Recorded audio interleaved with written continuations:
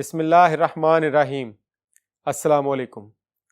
मैं प्रोफेसर सुहेल अरशद और आज के इस लेक्चर में खुश आमदीद। स्टूडेंट्स, आज के इस सेशन में हम chapter number 6 security, copyright and law को डिस्कस करेंगे। तो चलिए आइए आज के लेक्चर का बाकायदा आगाज करते हैं। स्टूडेंट्स, आज के लेक्चर में हमारे पास जो टॉपिक्स हैं उनमें सबसे पहले हमारे पास सिक्योरिटी सिस्टम और उसकी टेक्निक्स है। नेक्स्ट हमारे पास वायरस और उसकी टाइप्स हैं, फिर वायरस के कॉजेज हैं, फिर एंटीवायरस है, सेफ गार्ड्स अगेंस्ट वायरसेस हैं, कौन कौन सी डाटा की सिक्योरिटी क्या होती है और किस किस तरह की सिक्योरिटी हम यूज़ कर सकते हैं, फिर सिक्योरिटी वायलेशंस क्या होती हैं, सिक्योरिटी को थ्रेट्स कौन से हैं, इंटेंशनल थ्रेट्स कौन से होते हैं, अनइंटेंशनल थ्रेट्स कौन से होते हैं, उसके बाद डाटा प्रोटेक्शन क्या है, प्राइवेसी क्या है और हम प्राइवेसी को किस तरह से इंश्योर कर सकते हैं। उसके बाद हमारे पास है डाटा प्रोटेक्शन लेजिस्लेशन, प्राइवेसी के इंपॉर्टेंट एक्ट्स और उसके बाद हमारे पास पासवर्ड और कॉपीराइट के टॉपिक्स हैं। ये टॉपिक्स जो हैं ये आज के लेक्चर में हम कवर करेंगे। तो चलिए आइए आज का फर्स्ट टॉपिक स्टार्ट करते हैं। स्टूडेंट्स, आज का जो हमारे पास फर्स्ट टॉपिक है वो है कंप्यूटर सिक्योरिटी। सिक्योरिटी क्या है? सिक्योरिटी के नाम से जाहिर है कि अपनी किसी चीज़ को सिक्योर करना। और जब हम अपने डाटा को, अपने कंप्यूटर को, अपने जो इम्पोर्टेंट इंफॉर्मेशन है उसको सिक्योर करना चाहें इंटेंशनल या अनइंटेंशनल थ्रेट्स से, इंटेंशनल या अनइंटेंशनल ऐसे लोगों से, ऑथोराइज्ड हों या अनऑथोराइज्ड हों, जो हमारे डाटा को एक्सेस करके उसमें कोई मिसाइल पैदा करना चाहते हैं, तो उसको हम कहते हैं ये कंप्यूटर सिक्योरिटी है। अब जो कंप्यूटर सिक्योरिटी है उसकी हमारे पास 4 टाइप्स होती हैं। उसमें सबसे पहली टाइप हमारे पास है व्हाट यू हैव। आपके पास है क्या? क्या आपके पास किसी कमरे में दाखिल होने की चाबी है? इसका मतलब ये जो कंप्यूटर की टाइप है ये फिजिकल किसी चीज के ऊपर बेस करती है। उसमें आपके पास कोई की, कोई बैज, कोई टोकन, कोई कार्ड, किसी भी बिल्डिंग के अंदर एंटर होने के लिए इनमें से कोई चीज अगर हो तो ये आपके व्हाट यू हैव की टाइप बनती है। उसके बाद नेक्स्ट जो हमारे पास सिक्योरिटी की टाइप है वो है व्हाट यू नो। आप क्या जानते हैं? कोई यूजर नेम, कोई पासवर्ड, ये जो हमारे फेसबुक वगैरह के ऊपर लगी होती है, जीमेल के ऊपर लगी होती है, ये हमारी व्हाट यू नो वाली सिक्योरिटी है। थर्ड हमारे पास टाइप है व्हाट यू डू। आप क्या कर सकते हैं? इसमें सिग्नेचर हमारे पास जो है वो इसकी एग्जाम्पल है। हम अपने चेक्स के ऊपर जो है वो सिग्नेचर करते हैं। हम अपने जो डॉक्यूमेंट्स होते हैं, जो ज़मीन के, जायदाद के, उनके ऊपर या स्टाम्प वगैरह जो होते हैं उनके ऊपर जो है वो हम अपने सिग्नेचर्स करते हैं। और चौथी जो टाइप है वो है व्हाट यू आर। आप खुद क्या हैं? Biological security. आजकल मोबाइल्स के अंदर आप देखते होंगे फिंगरप्रिंट है, रेटिना स्कैन है, फेस रिकॉग्निशन है, ये सारे के सारी जितनी भी चीज़ें हैं ये आपके पास कंप्यूटर सिक्योरिटी की टाइप्स हैं। तो स्टूडेंट्स, नेक्स्ट जो है वो हमारे पास टॉपिक है वायरस का। वायरस क्या है? वायरस एक डेफिनेशन का नाम है। ये बेसिकली वीबी के अंदर लिखा हुआ या किसी प्रोग्रामिंग लैंग्वेज में लिखा हुआ एक स्क्रिप्ट होता है। वायरस जो है ये एक ऐसी चीज को कहा जाता है जो किसी भी बॉडी की नॉर्मल फंक्शनैलिटीज को डिस्टर्ब कर देती है। तो इसी तरह से जो कंप्यूटर वायरस है वो हमारे कंप्यूटर की या प्रोग्राम्स की जो नॉर्मल वर्किंग है उसको डिस्टर्ब कर देता है। इसको हम कहते हैं ये वायरस है। वायरस के अंदर हमारे पास अगर हम देखें तो ये सिर्फ और सिर्फ सॉफ्टवेयर को इफेक्ट करता है। इसका हार्डवेयर के साथ कोई ताल्लुक नहीं है। अगर आपसे एमसीक्यू के अंदर ये बात पूछी जाती है कि वायरस जो है वो किन किन चीज़ों को इफेक्ट करता है, उसमें हार्डवेयर, सॉफ्टवेयर सारी ऑप्शंस आती हैं, तो आपको पता होना चाहिए कि वायरस जो है वो सिर्फ और सिर्फ अटैक किसके ऊपर करेगा? सॉफ्टवेयर के ऊपर करेगा। वो सॉफ्टवेयर की जो नॉर्मल फंक्शनिंग है उसको डिस्टर्ब कर देगा। स्टूडेंट्स, वायरस की डिफरेंट टाइप्स हैं, डिफरेंट कॉजेज हैं। चलिए आइए उनको बारी बारी देखते हैं। स्टूडेंट्स, यहां पर हमारे पास एंटीवायरस है, वायरस के कॉजेज और उसकी टाइप्स हैं। वायरस तो हमने पढ़ा था कि वायरस एक ऐसी डेफिनेशन का नाम है जो किसी भी सॉफ्टवेयर की जो नॉर्मल वर्किंग है उसको डिस्टर्ब कर देती है। और एंटीवायरस जो है वो वाला सॉफ्टवेयर है जो इस वायरस को ढूंढता है, डिटेक्ट करता है और इसको रिमूव करता है। स्टूडेंट्स, एंटीवायरस का जो है वो अपडेटेड होना जरूरी है। इसको आप रेगुलर बेसिस के ऊपर जो है वो अपडेट करें। क्यों? क्योंकि एंटीवायरस सिर्फ एक ही चीज़ के ऊपर काम करता है, इसकी ये जो वायरस की डेफिनेशंस हैं ये उनके ऊपर काम करता है। अगर आप इसको अपडेट करते रहेंगे तो जो नए नए वायरस मार्केट में आ रहे हैं उनकी डेफिनेशन जो है वो आपके एंटीवायरस में अपडेट होती रहेंगी, तो ये उनको डिटेक्ट कर सकेगा। अगर आपने एक एंटीवायरस को 1 साल से अपडेट ही नहीं किया तो वो अब जो 1 महीना पहले या 15 दिन पहले वायरसेस बने हैं उनको डिटेक्ट करने की सलाहियत नहीं रखेगा। तो एंटीवायरस के लिए ये बहुत ज़रूरी है कि आपने इनको रेगुलरली जो है वो अपडेट करते रहना है। एंटीवायरस की एग्जांपल्स में हमारे पास नॉर्ट्रॉन, मैकेफे, अवीरा, पांडा, अवास्ट, ढेर सारे एंटीवायरसेस की जो लिस्ट है वो मार्केट में अवेलेबल है। आप इनमें से कोई भी एंटीवायरस जो है वो इंस्टॉल कर सकते हैं अपने सिस्टम में, लेकिन वो अपडेटेड होना चाहिए। फिर नेक्स्ट हमारे पास है कॉजेज ऑफ वायरस। वायरस की क्या कॉजेज हैं? वायरस कहाँ कहाँ से आ सकता है? वायरस हमारे पास ईमेल्स के जरिए आ सकता है। जो पहले सर्वर्स थे, ईमेल जो प्रोवाइडर्स थे, वो उन्होंने अपना एंटीवायरस जो प्रोग्राम है वो बिल्ट इन नहीं रखा होता था, लेकिन अब ये ईमेल्स के जरिए वायरस आने का जो कॉन्सेप्ट है वो बहुत कम हो गया है। क्यों? क्योंकि जब आप ईमेल सेंड करने लगते हैं तो वो वहीं पर पहले उसको स्कैन कर लेते हैं। अगर उसके अंदर कोई वायरस की डेफिनेशन या कोई ऐसी फाइल होती है जो उनको शक पड़ता है कि ये मलिशियस कोई चीज़ है, तो वो उसको वहीं पर रोक देंगे, वो आपको सेंड नहीं करने देंगे।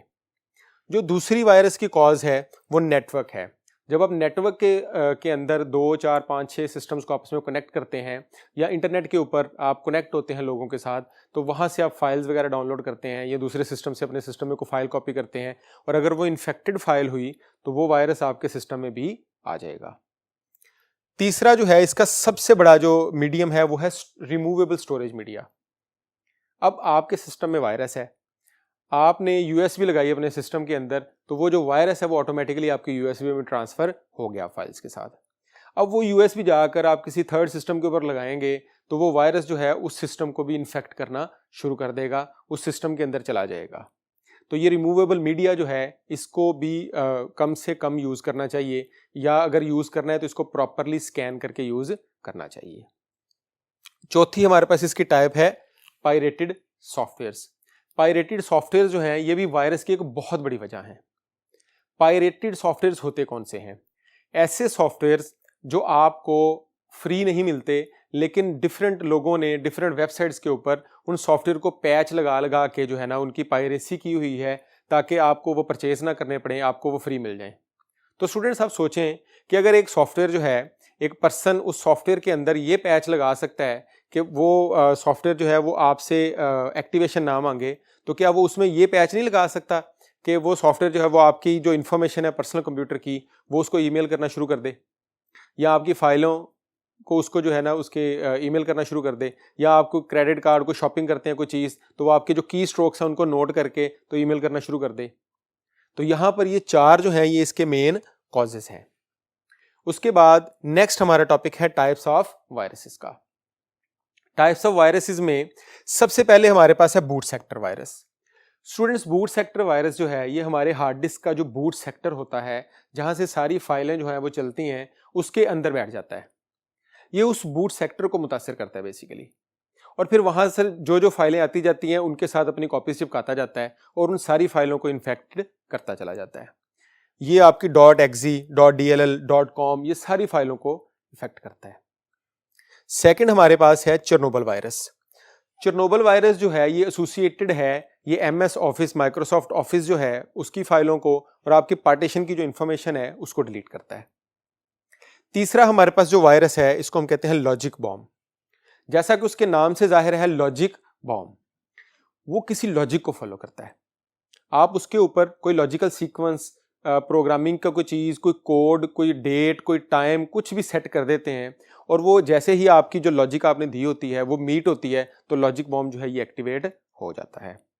नॉर्मली लॉजिक बॉम्ब जो है ये यूज़ करते हैं किसी ऑर्गेनाइजेशन के जो एंग्री एम्प्लॉयज़ होते हैं। अगर कोई ऑर्गेनाइजेशन किसी एम्प्लॉय को फायर कर रही है तो वो एम्प्लॉय जाने से पहले जो है वो सिस्टम के अंदर कोई ना कोई ऐसा काम कर जाएगा कि जी इतने दिन के बाद इस डेट पर, या अगर ये काम हो तो ये वाला जो वायरस है वो एक्टिवेट हो जाए। तो वो लॉजिक बॉम्ब है वो टाइम बॉम्ब की तरह होता है, वो अपने गिवन टाइम, गिवन डेट के ऊपर एक्टिवेट होता है और आपका जो सिस्टम है उसको ख़राब करना शुरू कर देता है। नेक्स्ट हमारे पास है वर्म। वर्म ऐसे वायरस को कहा जाता है जो अपनी कॉपीज खुद प्रोड्यूस करता है, जो अपने आप को रेप्लिकेट करता रहता है, इसको हम कहते हैं ये वर्म है। उसके बाद हमारे पास है Trojan horse. Trojan horse students जो है ये ऐसे वायरस को कहते हैं जो छुप छुपा के आता है। ये गेम्स की फाइल में अपनी आइडेंटिटी छुपा के आएगा या किसी दूसरी फाइल के अंदर अपनी आइडेंटिटी छुपा के आएगा। वो आइडेंटिटी इसलिए छुपा, ये डायरेक्ट अटैक नहीं करता, ये हमेशा आइडेंटिटी छुपा कर आता है। और जब ये आपके सिस्टम में आ जाता है तो ये आपके जो फॉर्मेट सी है, इसकी एक एग्जांपल है वायरस की। ये आपके सिस्टम में आके आपके सिस्टम की फंक्शनिंग को डिस्टर्ब करेगा, आपके डाटा को अरेज भी कर देगा इवन। नेक्स्ट जो है हमारे पास रेड लॉफ वायरस है। रेड लॉफ वायरस को कहते हैं ये एक पॉलीमॉर्फिक वायरस है। पॉलीमॉर्फिक ऐसा वायरस होता है जो किसी भी चीज की खुसूसियात अपने अंदर इनहेरिट कर लेता है। ये आपके सिस्टम में आता है, आपके सिस्टम की जो ऑपरेटिंग सिस्टम की फाइल्स हैं उनकी जो खुसूसियात है वो अपने अंदर इनहेरिट कर लेता है। बाद में आप इसको डिलीट करने की कोशिश करते हैं तो ये डिलीट नहीं होता, वो कहता है ये तो ऑपरेटिंग सिस्टम की फाइल है। तो इसलिए इसको कहते हैं ये एक पॉलीमॉर्फिक वायरस है, ऐसा वायरस जो किसी दूसरी फाइल की खुसूसियात जो है वो अपने अंदर इनहेरिट कर ले। ये आपके फोल्डर डॉट HTTP को इन्फेक्ट करता है। तो स्टूडेंट्स ये तो थे वायरस के कॉजेज और उसकी टाइप्स। कॉजेज में हमारे पास 4 कॉजेज थे। हमारे पास इसका फर्स्ट कॉज था ईमेल, उसके बाद हमारे पास था नेटवर्क, उसके बाद हमारे पास था पायरेटेड सॉफ्टवेयर्स और रिमूवेबल स्टोरेज मीडिया। इसी तरह से टाइप्स में हमारे पास ट्रोजन हॉर्स, चेरनोबिल, उसके बाद logic bomb, worm, red loaf, ये सारी की सारी जो है इसकी टाइप्स हैं वायरस की। तो चलिए आइए नेक्स्ट टॉपिक की तरफ मूव करते हैं। स्टूडेंट्स नेक्स्ट आज का हमारा टॉपिक है safe guards against viruses. Safe guards क्या होते हैं? सेफ गार्ड्स होती हैं एहतियाती तदाबीर जो हम वायरस के अगेंस्ट लेते हैं। तो ये एक ऐसा टॉपिक है जिसको आपको याद करने की जरूरत नहीं है। आपने सिर्फ ये माइंड में रखना है कि वायरस आता किस किस वजह से है। तो हमने इसकी 4 वजूहात देखी थी। हमने देखा था कि वायरस जो है वो ईमेल से आता है, तो आप कभी भी अननोन ईमेल्स को ओपन ना करें। वायरस जो है वो नेटवर्क से आता है, तो आप अपने नेटवर्क को लिमिटेड करें, इंटरनेट को लिमिटेड करें या एक अच्छा एंटीवायरस सॉफ्टवेयर इंस्टॉल करें। फिर जो वायरस है आपका रिमूवेबल स्टोरेज मीडिया से आता है, तो हमेशा अपने रिमूवेबल स्टोरेज मीडिया जिसको आप USB वगैरह मेमोरी कार्ड कहते हैं उसको हमेशा यूज करने से पहले अच्छी तरह से स्कैन करें। इसी तरह से हमने पढ़ा था कि पायरेटेड सॉफ्टवेयर्स की मदद से आता है वायरस, तो आप पायरेटेड सॉफ्टवेयर्स को इंस्टॉल ना करें। अगर आपने कोई ऐसा सॉफ्टवेयर इंस्टॉल करना है जो कि पेड है तो कोशिश करें कि आप उसको परचेज करें और फिर इस्तेमाल करें, क्योंकि पायरेसी जो है वो वैसे ही एक क्राइम है। स्टूडेंट्स ये तो थे सेफगार्ड्स अगेंस्ट वायरसेस। 4 इसके अंदर से वही थे जो वायरस के कॉजेज हैं और एक इसके अंदर एंटीवायरस है कि आप एक अपडेटेड एंटीवायरस प्रोग्राम जो है उसको इंस्टॉल कर लें। नेक्स्ट हमारा टॉपिक है डाटा सिक्योरिटी। डाटा सिक्योरिटी का मतलब है अपने डाटा को सिक्योर करना फ्रॉम अनऑथोराइज्ड पर्संस, ऐसे लोग जिनको अथॉरिटी नहीं है आपके डाटा को एक्सेस करने की। यहां पर हमारे पास है जी why data should be secured. आपका डाटा सिक्योर क्यों होना चाहिए? क्यों होना चाहिए? क्योंकि हमारी जो कंपनीज हैं उनका जो वैल्यूएबल एसेट है वो हमारा डाटा होता है। उस कंपनी की जो इंफॉर्मेशन है, जो उसके ट्रांजैक्शंस हैं, जितनी भी उनकी इंफॉर्मेशन है वो सारी की सारी जो है वो उनके लिए इंपॉर्टेंट है। आप एक बैंक की एग्जांपल ले लें तो बैंक के अंदर एक भी ट्रांजैक्शन अगर मिस हो जाए किसी डाटा के अंदर से तो उनको कितना बड़ा नुकसान होने का चांस है। इसी तरह से आप किसी स्टोर की एग्जांपल ले लें तो वहां पर भी अगर कोई बंदा आपके डाटा को एक्सेस करके उसमें चेंजेस कर देता है तो आपको बहुत बड़ा लॉस होने का चांस है। स्टूडेंट्स नेक्स्ट हमारे पास है सिक्योरिटी वायलेशंस। सिक्योरिटी वायलेशंस क्या होती हैं? वायलेशंस का मतलब है सिक्योरिटी को वायलेट करना, सिक्योरिटी को ब्रेक करना। जब भी कोई पर्सन, कोई अनऑथोराइज्ड बंदा ऐसा काम करेगा कि जिस काम को करने की उसको अथॉरिटी नहीं है तो वो सिक्योरिटी को वायलेट करेगा। अब उसके अंदर वो आपकी को पर्सनल इंफॉर्मेशन को एक्सेस कर ले, आपके रूम में आ जाए, आपके डाटा को एक्सेस कर ले, आपके बैंक अकाउंट की इंफॉर्मेशन को एक्सेस कर ले, आपकी ईमेल्स को एक्सेस कर ले, आपके मैसेजेस को देख ले, आपकी कॉल देख ले, आपका मोबाइल यूज़ कर ले, उसके अंदर पड़ी कोई इन्फॉर्मेशन को पढ़ ले, वगैरह आपसे पूछे। इवन आपकी कोई बुक है जो आपकी पर्सनल है, आपने रखी हुई है, वो उस बुक को उठा के भी अगर आपकी मर्जी आपकी इजाज़त के बगैर पढ़ता है तो ये भी जो है ये सिक्योरिटी वायलेशन है। स्टूडेंट सिक्योरिटी वायलेशंस जो हैं उसके बाद नेक्स्ट हमारे पास है सिक्योरिटी थ्रेट्स। सिक्योरिटी थ्रेट्स क्या हैं? सिक्योरिटी थ्रेट्स होते हैं सिक्योरिटी को लाक खदशात। अब सिक्योरिटी को दो तरह के थ्रेट्स होते हैं। एक को हम कहते हैं इंटेंशनल थ्रेट्स, ऐसे लोग जो जानबूझकर सिक्योरिटी तोड़ते हैं, जानबूझकर आपको नुकसान पहुंचाने की कोशिश करते हैं। अब ये जो जानबूझकर पहुंचाते हैं, ये एक तो हैकर्स होते हैं, या ये कोई एंग्री एम्प्लॉय हो सकता है जिसको आप ऑर्गेनाइजेशन से फायर करने लगे हैं, तो वो जाता जाता जो है वो आपको नुकसान पहुंचा कर जाए। दूसरे होते हैं अनइंटेंशनल थ्रेट्स, ऐसे थ्रेट्स जो इंटेंशनल नहीं होते, अनइंटेंशनल होते हैं। फॉर एग्जाम्पल, आपका कोई कज़न, कोई भाई, कोई दोस्त आपका सिस्टम यूज़ कर रहा है, सिस्टम यूज़ करते करते उससे कोई फाइल डिलीट हो गई, तो वो क्या है? Unintentional threat. आपने अपना मोबाइल अपने बच्चे को दे दिया, उसने कोई जो है ना वो यूज़ करते हुए, कोई गेम्स खेलते हुए आपकी कोई इंपॉर्टेंट फाइल जो है वो डिलीट कर दी, ये भी क्या है? अनइंटेंशनल थ्रेट है। तो स्टूडेंट्स, अगर आप इन थ्रेट्स को अवॉइड करना चाहते हैं तो आप क्या करें? जब भी कोई बंदा आपकी डिवाइस यूज़ करना चाहेगा, तो आप उसको क्या करें? उसको राइट्स असाइन कर दें, उसको लिमिटेड राइट्स दें। उसके पास उतने ही राइट्स होने चाहिए। अगर आप बच्चे को अपना मोबाइल दे रहे हैं तो उसके पास उतने ही राइट्स होने चाहिए कि वो सिर्फ अपने मतलब का काम कर सके।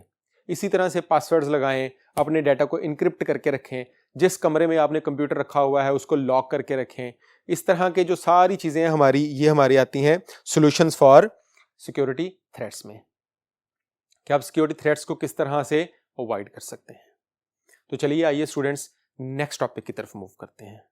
स्टूडेंट्स, नेक्स्ट हमारे पास ये कुछ टॉपिक्स हैं जिनमें डाटा प्रोटेक्शन लेजिस्लेशन, कुछ रूल्स हैं डाटा प्रोटेक्शन के, फिर प्राइवेसी क्या है, प्राइवेसी के इश्यूज क्या हैं। चलिए आइए इन इंपॉर्टेंट टॉपिक्स को जो है वो बारी बारी डिस्कस करते हैं।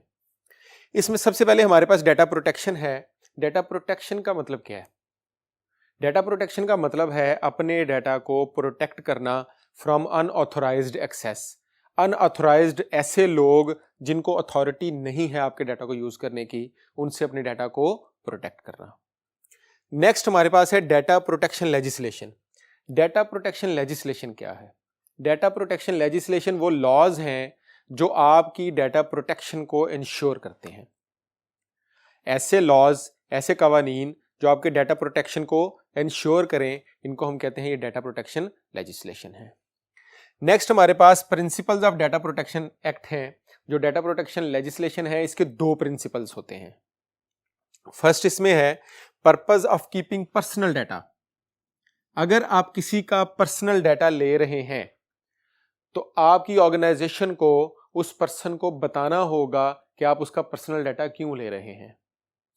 आप उसको मुकम्मल इन्फॉर्म करें कि उसका जो डाटा कलेक्ट किया जा रहा है उस कलेक्शन की रीजन क्या है।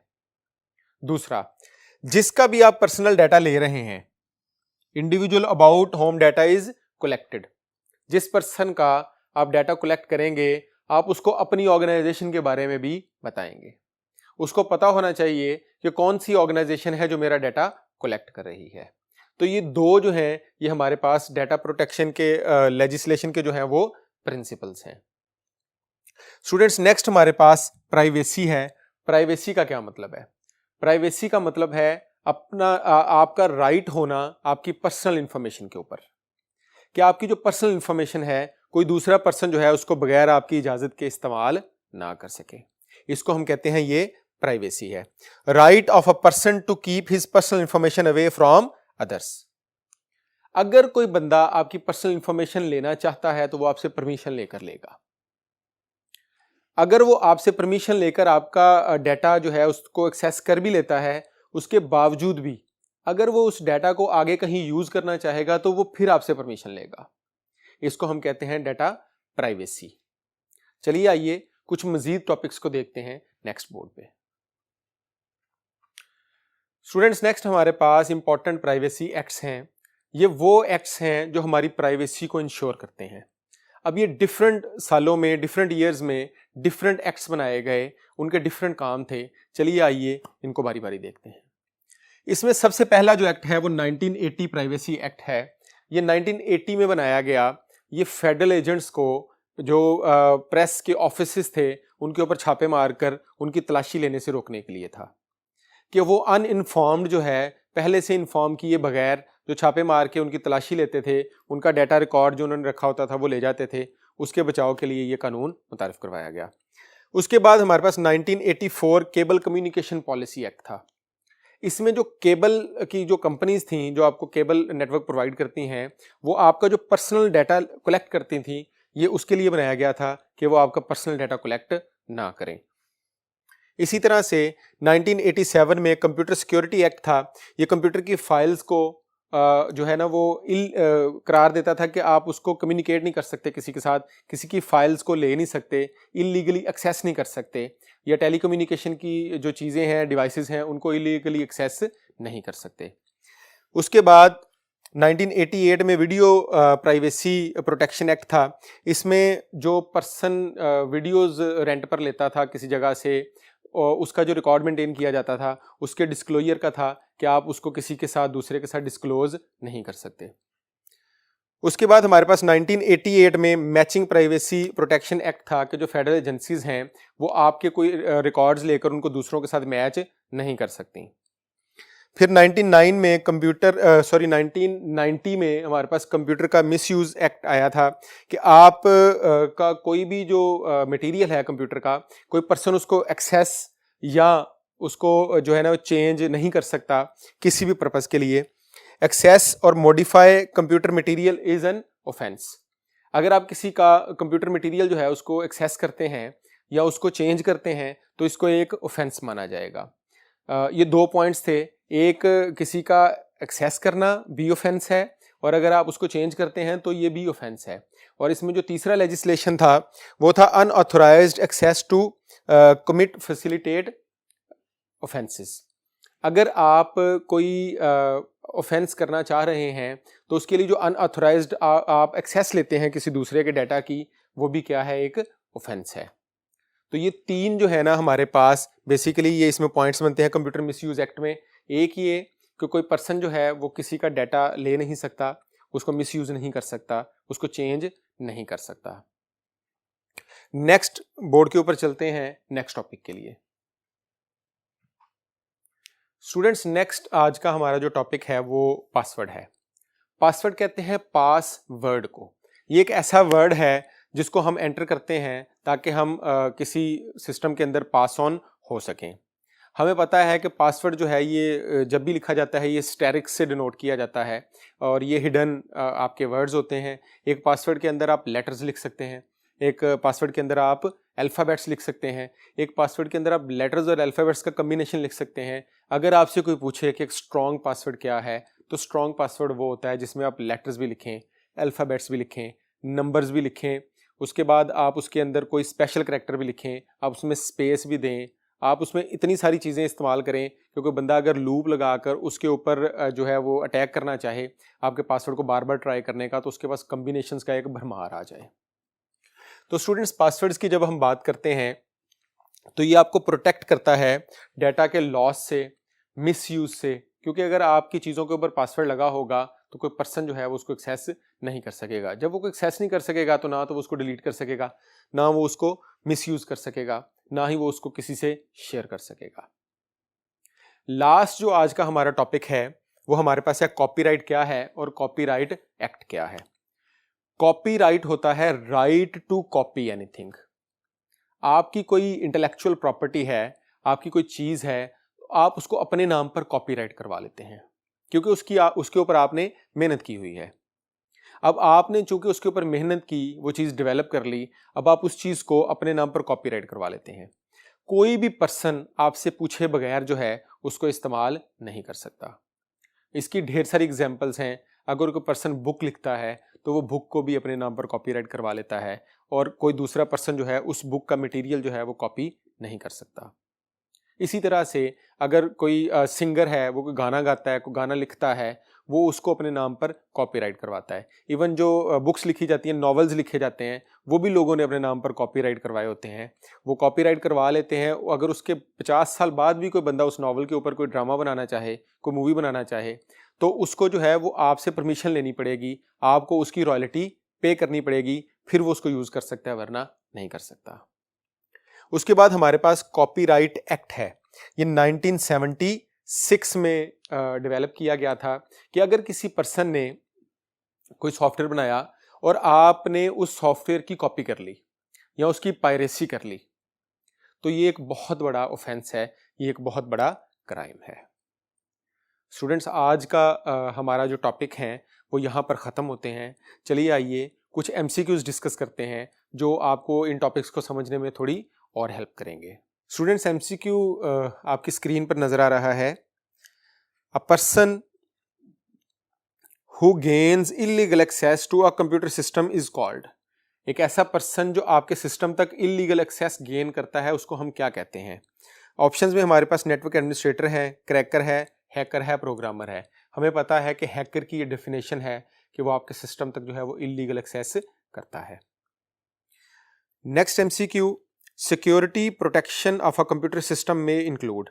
आपके कंप्यूटर सिस्टम में जो सिक्योरिटी प्रोटेक्शन है उसमें क्या क्या चीज़ें आती हैं?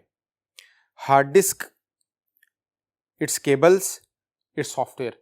एक कंप्यूटर की हार्ड डिस्क जो है उसको भी आपको सिक्योर करना होता है, एक कंप्यूटर के जो केबल्स हैं उसको भी आपको सिक्योर करना होता है, एक कंप्यूटर की जो सॉफ्टवेयर है उसको भी आपको सिक्योर करना होता है। तो यहाँ पर हमारे पास ऑल ऑफ दीज जो है वो इसका करेक्ट आंसर बनता है, क्योंकि ये कंप्यूटर सिस्टम की बात हो रही है, ये किसी सॉफ्टवेयर की या किसी डाटा की बात नहीं हो रही। तो सिस्टम के अंदर जो है वो सारे कंपोनेंट्स शामिल होते हैं। नेक्स्ट हमारे पास MCQ है, types of security threats are. Students हम जानते हैं कि हमारे पास सिक्योरिटी थ्रेट्स की जो है वो दो टाइप्स हैं, एक को हम कहते हैं इंटेंशनल थ्रेट्स और एक को हम कहते हैं अनइंटेंशनल थ्रेट्स। तो यहाँ पर 2 जो है वो इसका करेक्ट आंसर है। नेक्स्ट MCQ आपकी स्क्रीन पर नजर आ रहा है, all of the following are causes of virus except. ये सारे जो हैं ये वायरस के कॉजेज हैं किसी एक के अलावा। तो इसमें जो सबसे पहले हमारे पास लिखा हुआ है फिंगरप्रिंट, ये इसका करेक्ट आंसर है, क्योंकि हमें पता है कि वायरस के कॉजेज में network, email, removable storage media और पायरेटेड सॉफ्टवेयर जो हैं वो शामिल होते हैं। नेक्स्ट MCQ देखें students, following is a biometric technique. इनमें से कौन सी जो है वो बायोमेट्रिक टेक्निक है? बायोमेट्रिक हमें पता है जिसके अंदर एक पर्सन जो है वो बायोलॉजिकली इन्वॉल्व होता है। तो इसमें कार्ड जो है उसमें तो कोई पर्सन बायोलॉजिकली इन्वॉल्व नहीं है, वो तो एक कार्ड है, एक चीज़ है। इसी तरह पासवर्ड जो है वो कोई पास कोड है। सिग्नेचर्स जो हैं ये भी हमारे पास बायोलॉजिकल टेक्निक नहीं है।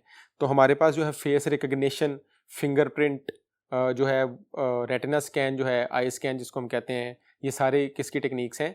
बायोलॉजिकल रिकग्निशन की। तो इनमें से हमारे पास यहाँ पर फेस रिकग्निशन राइट आंसर है। Next MCQ, which of the following is not a virus. इनमें से कौन सा जो है वो वायरस नहीं है? तो वायरस की टाइप्स में हमने अल्फा ऑप्शन ट्रोजन हॉर्स पढ़ा, वायरस की टाइप्स में हमने वर्म पढ़ा, वायरस की टाइप्स में हमने लॉजिक बॉम्ब पढ़ा, और चार्ली हमारे पास है बूट सेक्टर। बूट सेक्टर का हमें पता है कि बूट सेक्टर कोई चीज़ नहीं होता, बूट सेक्टर वायरस जो है वो हमारे पास एक चीज़ जो है ना वो वायरस की टाइप है। नेक्स्ट हमारे पास है जी, what is true about antivirus. It detects viruses जी, इट रिमूव्स वायरसेस जी, must be updated regularly. All of these जो है वो इसका करेक्ट आंसर बनता है। स्टूडेंट्स नेक्स्ट MCQ देखें, अ सीक्रेट वर्ड और numbers to be typed in on a keyboard before any activity can take place are called. कौन सा ऐसा सीक्रेट वर्ड है जो आप किसी एक्टिविटी से पहले अपने कीबोर्ड की मदद से टाइप करते हैं? तो हमें पता है कि ये पासवर्ड होता है। Next MCQ, the translation of data into a secret code. जो आपका डाटा है उसकी जो ट्रांसलेशन होती है एक सीक्रेट कोड में, उसको हम कहते हैं ये इनक्रिप्शन कर रहे हैं, हम डाटा को इनक्रिप्ट कर रहे हैं ताकि डाटा को आगे भेजा जा सके। हम डाटा को इनक्रिप्ट करते हैं ताकि वो ऐसी फॉर्म में आ जाए कि अगर कोई पर्सन उसको एक्सेस भी कर ले तो वो उसको रीड ना कर सके। इस टेक्निक को हम कहते हैं इनक्रिप्शन। नेक्स्ट हमारे पास है, computer misuse act was implemented in. तो स्टूडेंट्स अभी अभी हमने पढ़ा कि कंप्यूटर का जो मिसयूज एक्ट है वो 1990 के अंदर इंट्रोड्यूस करवाया गया था। स्टूडेंट्स उम्मीद है आज का लेक्चर आपको समझ आ गया होगा। इंशाल्लाह ताला नेक्स्ट लेक्चर में दोबारा मुलाकात होगी। अल्लाह हाफिज़।